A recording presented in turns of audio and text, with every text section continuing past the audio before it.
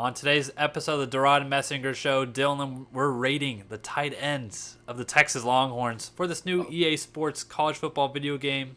Longhorns fans, don't forget to like and subscribe for more content. It's greatly appreciated. And check us out at HornSports.com for all the latest in Texas news. Now, Dylan, EA Sports yet again has not called me to tell me that they're letting us do all the official ratings. And in my eyes, that's just bad business on their part because they're losing out It's coming. on genius It's coming. content. It's coming. It's got to be coming. Now, we're talking about tight ends, of course. The first one being the guy that's remained on this roster for this chance to start. And Dylan, looks like, unless the Alabama transfer takes his job, he's in line for some big snaps, that being Gunnar Helm.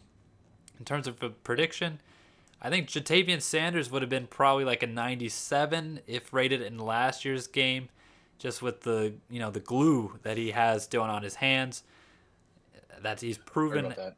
at all levels. But Gunnar Helm, when given the chance, hey, he had some glue on his gloves as well. He, I believe, caught 2 touchdown passes last year. More of a blocking tight end per se, but Dylan, when he slips out on a route, he usually gets some chunk yardage. So I'm going to go 85 overall. How do you feel about that? I like the 85. Again, like you said, he is more of a blocking tight end, but that's why it's so exciting with this combo of tight ends because both of them have different roles, right? With Helm, that blocking side, he's going to have those capabilities really open up the running game, but also with how good this receiving core and the speed that it has, it's going to open up a lot of the field for him to be an extra safety blanket, have some routes designed for him to throw the defense off.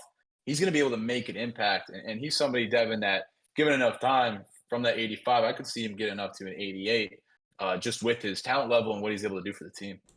I think so too. I think it'll be hard, unfortunately, for Helm to get any higher than that 88, though, because of, as you said, how talented the other positions are. There's only so much football that's going to be going around.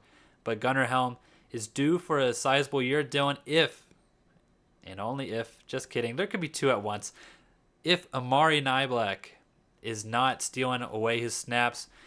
Yet again, we love a good competition, but Dylan, I think, like last year's team, I think this upcoming year, I should say, has the potential to have 2 tight ends being featured as well. Yet again, you alluded to this, but Amari Niblack is more of that receiving target at tight end.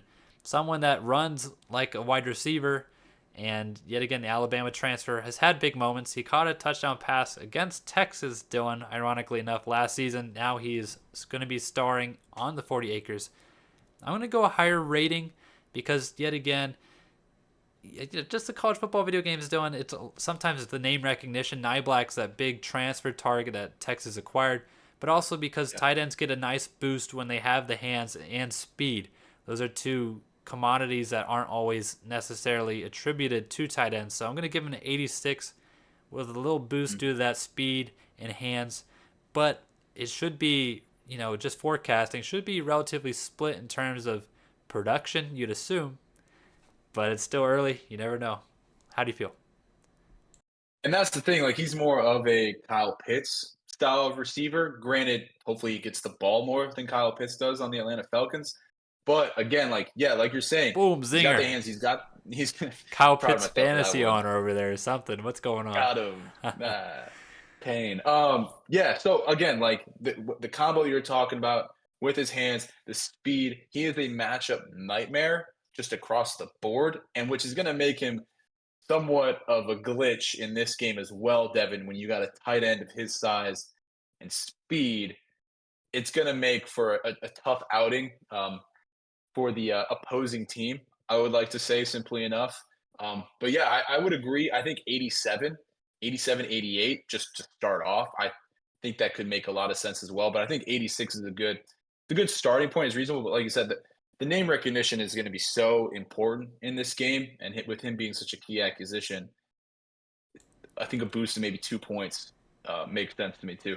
Yeah, and this isn't necessarily me pointing blame at this position in general, Dylan, but EA Sports, there's probably not too much data, in all honesty, that they can even go off of. So I think Yeah. name recognition does play a little factor. I wouldn't say it is a huge factor per se or no factor, but I'm sure it does play a little bit of a factor.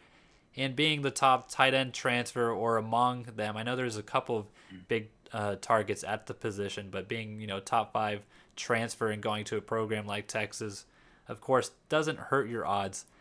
And Dylan, as you were talking about, as a baseline, being an 86 overall, I mean, if Sarkisian does what he did in the past with JT Sanders, both these guys are going to be able to get the rock and, bump up those ratings a little bit. Exactly.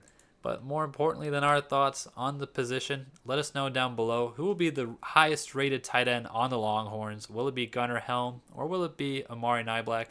Don't forget to like and subscribe. And as always, have a great rest of your day.